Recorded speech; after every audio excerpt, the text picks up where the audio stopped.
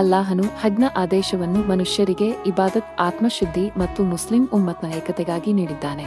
ಹಜ್ ಮನುಷ್ಯನಿಗೆ ತನ್ನ ಸೃಷ್ಟಿಕರ್ತನ ಆದೇಶದ ಮುಂದೆ ತಲೆಬಾಗುವುದನ್ನು ಕಲಿಸುತ್ತದೆ.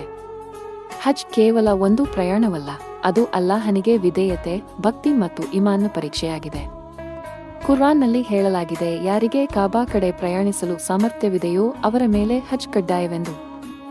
ಲೋಕದ ಎಲ್ಲ ಭಾಗಗಳಿಂದ ಬಂದ ಮುಸ್ಲಿಮರು ಒಂದೇ ಸ್ಥಳದಲ್ಲಿ ಸೇರಿ ಒಂದೇ ರೀತಿಯಲ್ಲಿ ಅಲ್ಲಾಹನ ಆರಾಧನೆ ಮಾಡುತ್ತಾರೆ.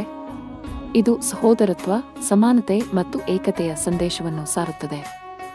ಹಜ್ನಲ್ಲಿ ಶ್ರೀಮಂತ, ಬಡ, ಕಪ್ಪು, ಬಿಳಿ ಎಲ್ಲರೂ ಒಂದೇ ರೀತಿಯ ಇಹ್ರಾಮ್ ಧರಿಸುತ್ತಾರೆ.